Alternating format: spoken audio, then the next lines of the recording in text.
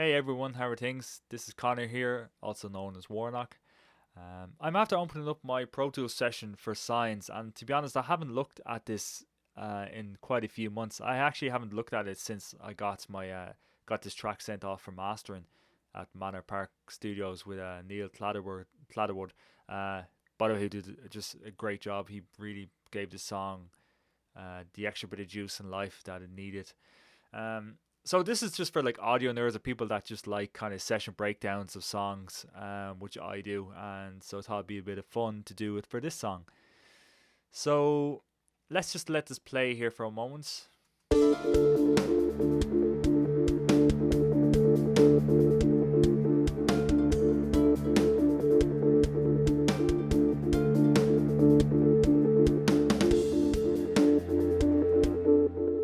Okay, I won't play the full thing.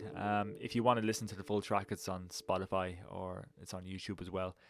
So, okay, the first thing you probably will notice is this is not a large track count at all. Like it's very minimalistic, and that's kind of the way I approach most of my songwriting, especially for Warnock as well. I don't like tons and tons of tracks just for the sake of it. Like if it's if minimum tracks work, they work. Basically, like less is more. So the first thing that inspired this song would have been this sample library by Spitfire Audio. It's the Oliver Arnold Stratus, and I'm a big fan of Oliver Arnold's, and I really enjoy his album. Remember, it's definitely up there with one of my favorite albums. And I remember I was bored one day, and this is before the idea of Warnock existed. It's basically it all started with this song, and I was messing around with this sample library because I just picked it up. I think I got it like cheap on like a Black Friday or something like that. And yeah, I just remember hitting a key like just basic chord on my MIDI keyboard, which formed this intro.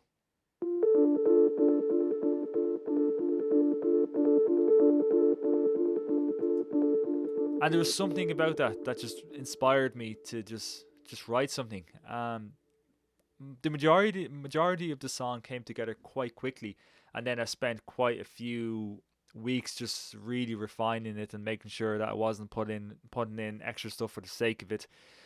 And yeah, the original demo was meant to be the original song was meant to be in 4/4 timing, but as you probably noticed, it's not. It's in 7/8, which is cool because I didn't expect the song to go this way. So let's look at the drums now, since I'm talking about the timing of the actual track. The sample library that I use is GDD, Get Good Drums, and I use the Matt Halpern signature drum pack. And this thing sounds insane. It's so good. The only thing I did here was just bump up the toms a good bit just so they could cut through the mix, but overall, this kit sounds insane. So let's listen to the drums soloed on their own.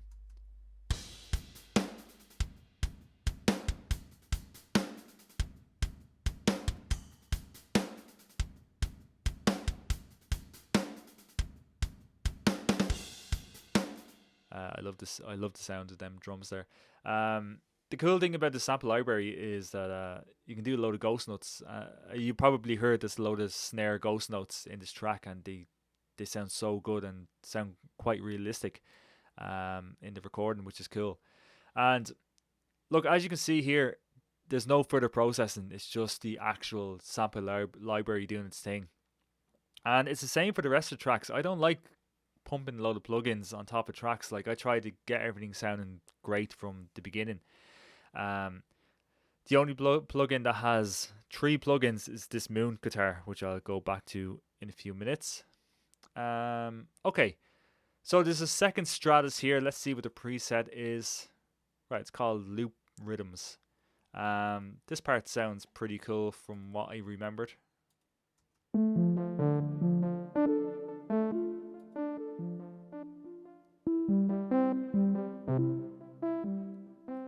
Yeah, it's cool. It's just like a bit of sprinkle. I love the way it kind of bounces between the left and right speakers or headphones.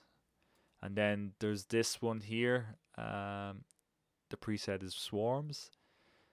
Pretty sure this sounds like a kind of a Juno kind of ambient kind of thing.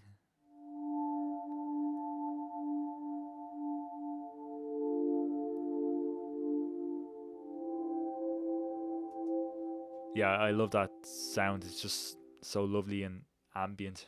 Um, okay, let's move down a small bit. Let's move on to the guitars.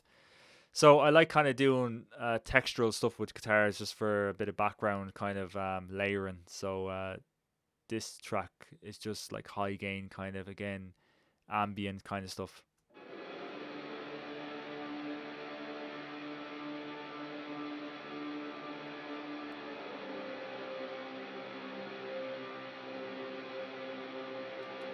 Yeah, that sounds pretty cool.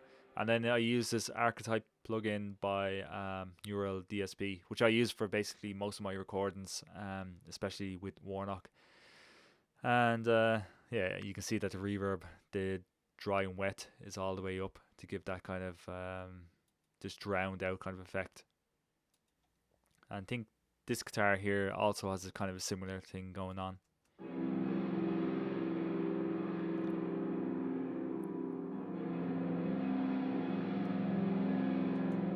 Yeah, I remember actually banging in the back of the neck of the guitar to kind of get that feedback, and pretty sure I used a bow off my violin as well to kind of give a bit more kind of texture and textural madness.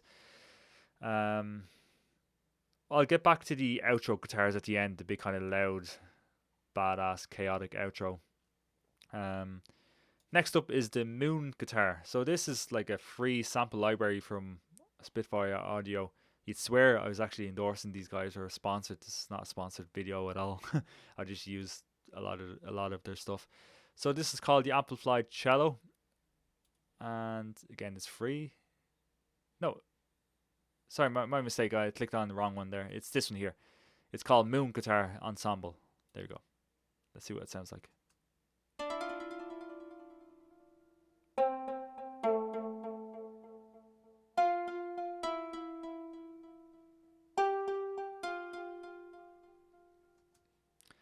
And yeah, just to give it a bit more life, I added some compression using the CLA 76 plugin, and then I used the Echo Boy plugin. I love this plugin so much. It's just class for delays and reverbs.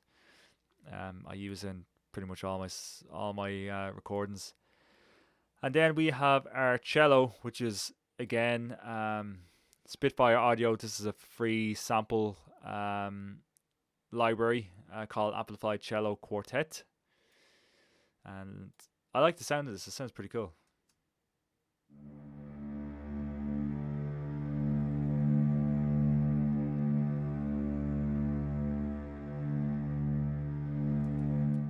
Like, it's very, very simple stuff going on here.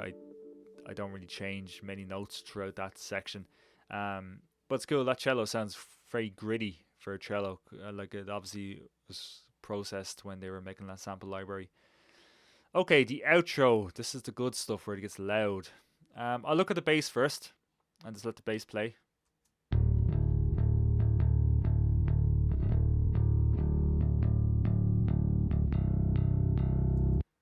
Yeah, nothing really special going on with the bass. It's just I have the DI with a bit of compression on it, and then I have the Sans amp stock plugin in Pro Tools to give it a bit more kind of grit.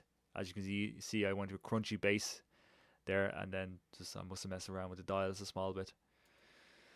And then what else is going on here? I'll play the left and right guitars that play basically the main block chords.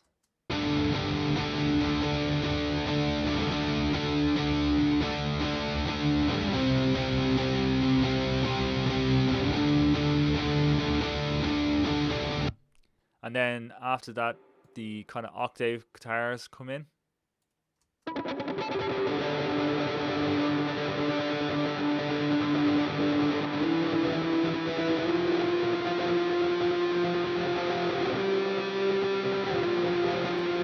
And then I have just a textural kind of noise kind of part just to kind of give this section a bit more chaos.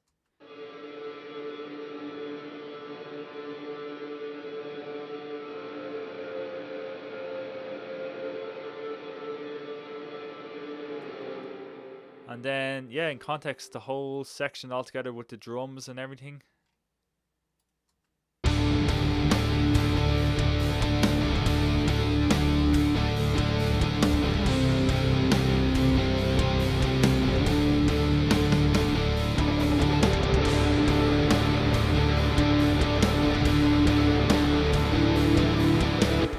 And then finally, I added in the Stratus. It's basically doing the exact same thing as does that kind of at start with a bit more chord changing. But this is what it sounds like on its own.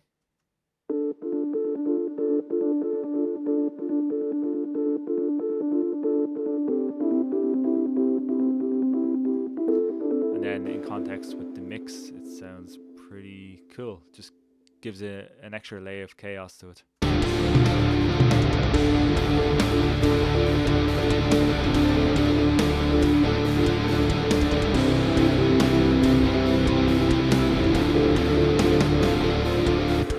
And then finally, the track just ends with the kind of Juno kind of sounding synth. I assume that's what it's sampled off. And I just wanted to give the song or composition a conclusion, some form.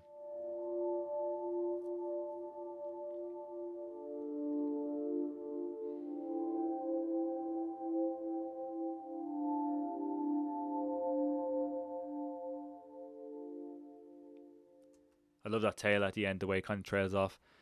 Yeah, I think that's everything here. Actually, I haven't looked at this quite a while. So this is obviously a kind of the reject pile, but let's just see what's actually going on here.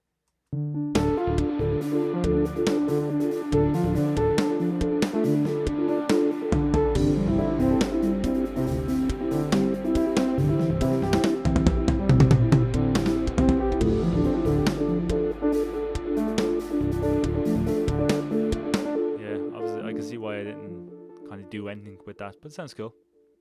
It's always cool to kind of hear the rough demo kind of sections of parts. Yeah, that's basically it. Like I said, I kind of keep my tracks quite minimalistic.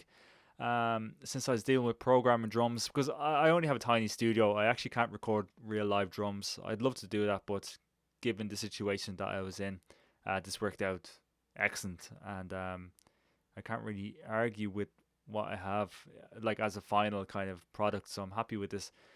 And yeah, this is a song that basically kicked off Warnock. So I hope you enjoyed this breakdown.